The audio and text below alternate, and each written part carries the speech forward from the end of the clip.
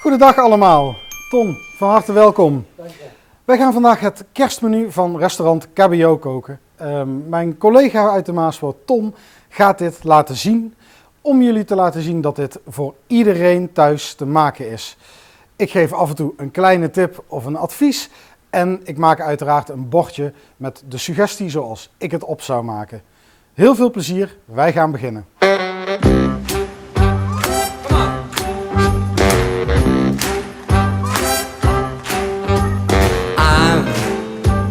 Dreaming of a white Christmas, just like the ones I used to know, where the treetops glisten and children listen to hear sleigh bells in the snow. The snow, I said I'm dreaming of a white Christmas. Nou Ton, je had dat bordje met de langoustine in mum van tijd opgemaakt. Wat vond je ervan? Ja, hartstikke duidelijk. Zoals het al in de tassen zit en zoals je het eruit haalt.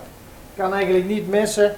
En dan als je goed lezen en neerzetten. Prima. Ja, echt als een chef thuis dus. Heerlijk. Hartstikke mooi. Laten we verder gaan naar het eerste tussengerecht. Het gerecht van de helbot.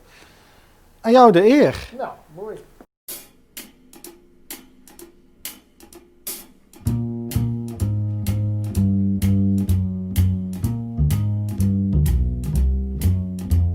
You better watch out, you better not cry, you better not pout, I am telling you why. Santa Claus is coming to town. He's making a list, he's checking it twice, he's gonna find out who's naughty or nice. Santa Claus is coming to town. He sees you when you're sleeping, and he knows when you're awake. He knows if you've been bad or good, so be good for goodness sake. Nou Ton, we gaan richting de helft van het diner. Het tussengerecht vis was eigenlijk ook zo op het bord getoverd. Fluitje van de zand. We gaan door met het tweede tussengerecht, de kwartel.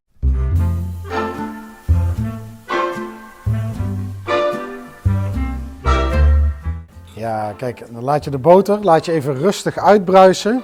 Ja. Eerst even smelten, dan gaat hij wat bruisen. En als die dan wat minder aan het bruisen is, dan kunnen we mooi de filetjes gaan bakken. Dan is de boter goed op temperatuur. Dan kunnen we mooi de filetjes even om en om door de pan wentelen. En dan begin je met de filet op de kant waar het huidje ook op zit. Knetteren. Precies, dan trekt mooi de tijm, de smaak van de tijm in de boter. En dat proef je straks ook terug in je kwartel.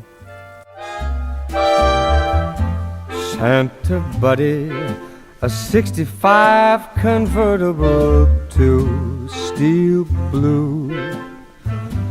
I'll wait up for you, dude, Santa buddy, and hurry down the chimney tonight.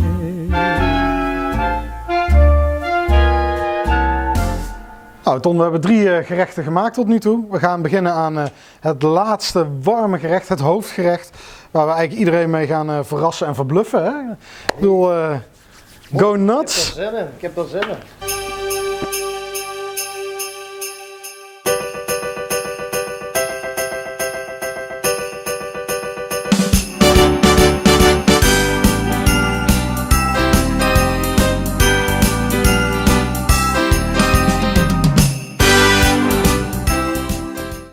Nou Ton, we hebben eigenlijk al 4 hele mooie gerechten voorbereid, denk ik, afgemaakt.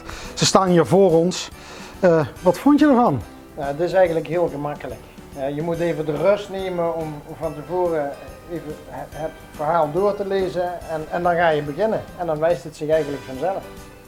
Nou ja. Je dan durven en doen. Fijn, dat is exact wat wij... Chef-kok.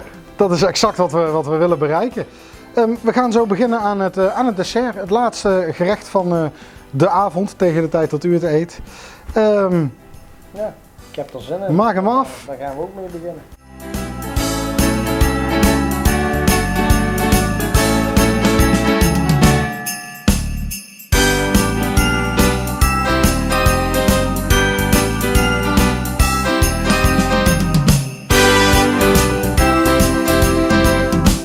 Nou, voilà.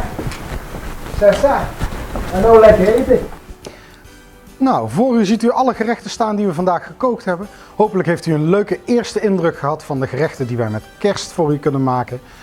Uiteraard vindt u in de beschrijving de hele specifieke manier hoe u alles afmaakt en hoe u de gerechten op kunt maken, begeleid door de foto's en de stappen die u daarvoor dient te zetten.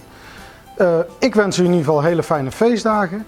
Tom, hoe heb jij dit ervaren? Nou ja goed, ik ben geen topkok, maar met deze beschrijving en deze ingrediënten kun je er gewoon een topmaaltijd van maken. En het lacht je toe en het is heel gemakkelijk. Dus ook van mijn kant uit smakelijk eten.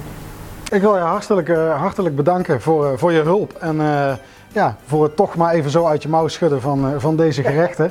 Dankjewel. Alsjeblieft. Voor u nogmaals hele fijne feestdagen en hopelijk tot heel snel.